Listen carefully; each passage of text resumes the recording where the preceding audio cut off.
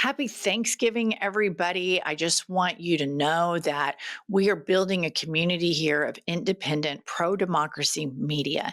And it is important that we continue to do so because we need to have our own ecosystem of pro democracy, pro human rights information, especially on this day where we can be grateful that we still at least have each other and our ideas. But in the interim, we're stuck with Kankles McTaco Tits, whom I refer to as Kanks merely for spite because it's so fun to browbeat this guy. We have him calling the sitting governor of Illinois, whom he's wildly jealous of. I'm talking about J.B. Pritzker. We have him calling Pritzker a fat slob because, Kanks is just so presidential. Play the clip. Senator Pritzker, if you're listening, let's get your act together. Invite us in. We're going to make your place so safe. You're not going to have these crimes that are making the newspapers and the front page of every newspaper and television story, news story. We'll make Chicago a safe place very quickly. I looked at the various cases, granting mercy, discovering that the terrible trauma that everyone's going through. And I had a little bit of a Pritzker joke. I was going to talk about Pritzker in size, but when I talk about Pritzker, I get angry because he's not letting us do the job. So I'm not going to tell my Pritzker joke. They have a very cute little joke, Some speechwriter wrote some joke about his weight, but I would never want to talk about his weight. I don't talk about people being fat. I refuse to talk about the fact that he's a fat slob. I don't mention it. All right, this is just first and foremost, I just want to point out that he's morbidly obese, the president of the United States. Secondly, he called a female reporter piggy. He calls people fat all the time. I don't really give a fuck if people do this. I'm not one of these leftists that's going to be like the politically correct police all the time. This is what happens. When it comes to the president of the United States, just come on, you've got to be better than us. You've got to be better than the rest of us that do petty things. But this old queen, Kanks, he is so petty.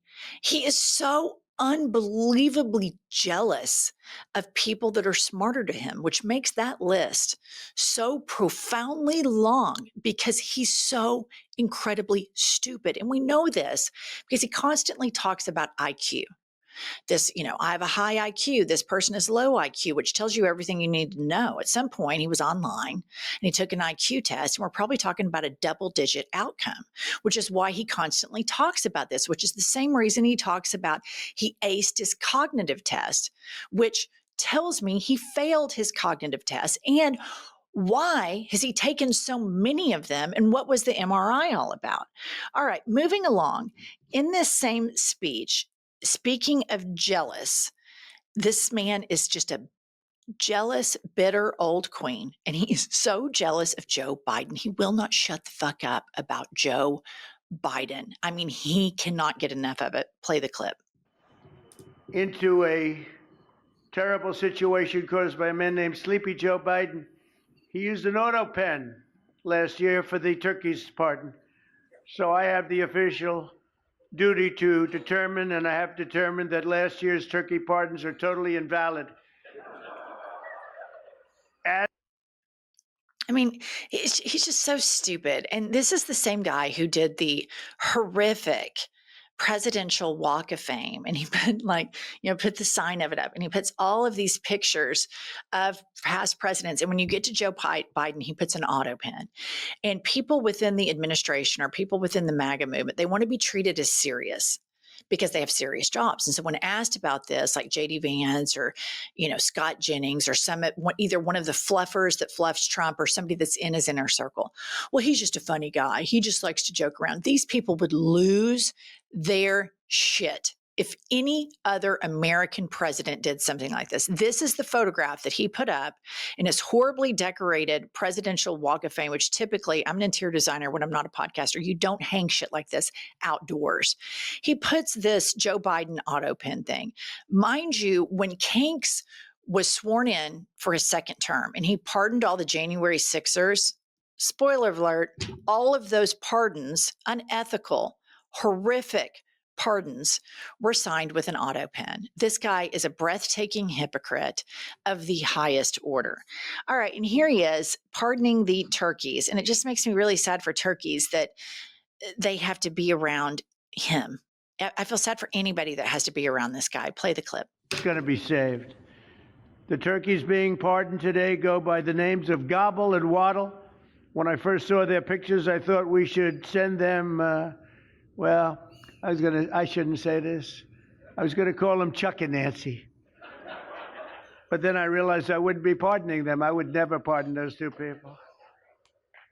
I wouldn't pardon them. I wouldn't care what Melania told me. Darling, I think it would be a nice thing to do. I won't do it, darling. Yeah, because we all think he sits around and calls Melania darling. I don't even think they sleep in the same bed, which whatevs. I don't really care. I don't care if she has a huge role being first lady. I don't give a shit about any of that. I want him to be a competent person that knows how to run the American government for the people and not for himself. Furthermore, he wanted to name him Chuck and Nancy. Nancy is not the minority leader anymore of the House, but Dementia Boy, he doesn't remember that. All right. And then here he is, the same speech talking about religion coming back to America. Because when I think about religious people, I think about this washed up, bitter old queen who's jealous, party of one, your table's now available, jealous, party of one. This guy is everything. He's a walking, talking, breathing advertisement as to why no one should ever be a right-wing Christian nationalist evangelical. If you go to a mega church, you guys, stop going right now. It's a grift. It is a total grift and a scam. And this guy is getting all of the plays that he does straight from a mega church. Play the clip.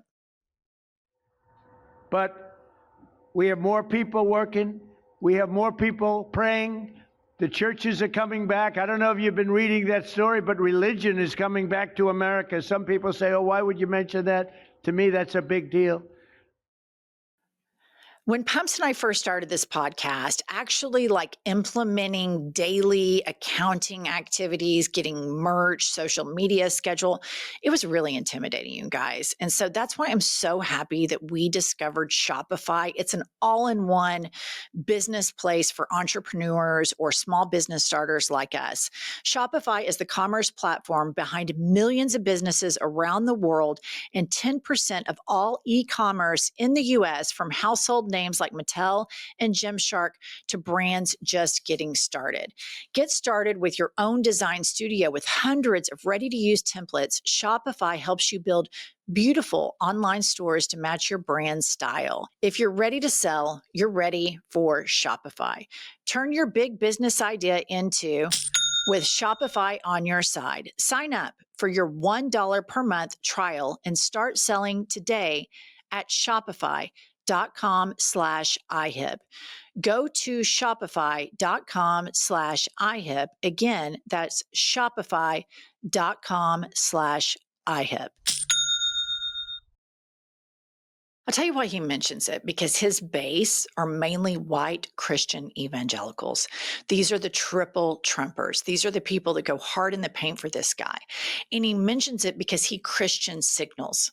He does all of these horrific things. And sometimes maybe some people are like, oh, that seems kind of too far. And then he Christian signals. And then they're like, oh, yep, he mentioned the Lord. He mentioned, oh, he's a godly guy. He's an imperfect vessel, but God moved him late in life, but he's trying to deliver the country to Jesus Christ.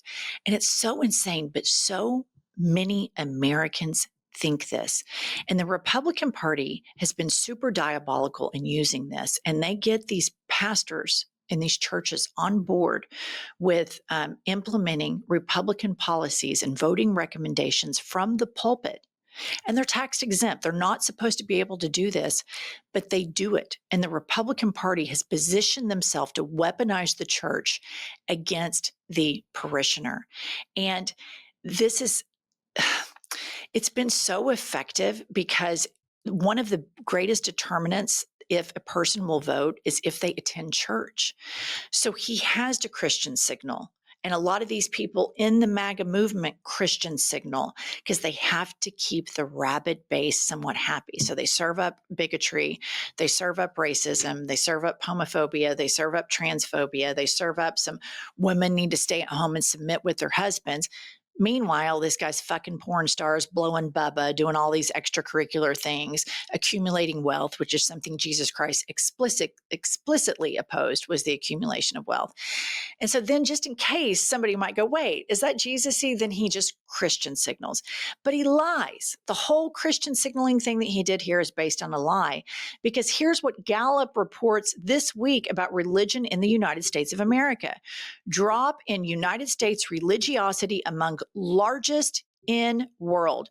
Religion's still more important in US than in many OECD countries. The 17-point drop of the percentage of US adults who say religion is an important part of their daily life from 66% to 49% today ranks among the largest Gallup has recorded in any country over a 10-year period since 2007.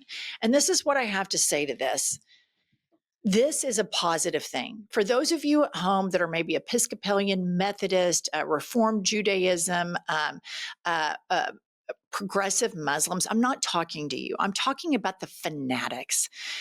Religious fanatics and fascism go together like peanut butter and jelly.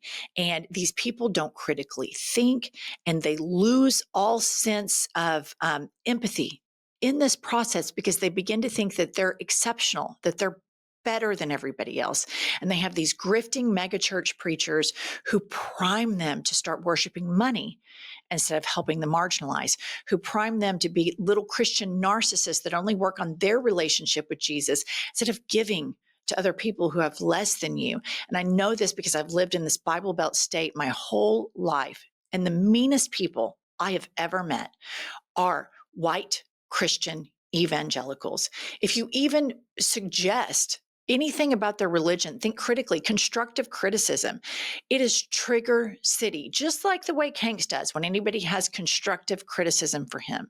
And if you're in a religious organization and somebody asks a thought-provoking question that requires critical thinking and you're offended, then you're in a cult.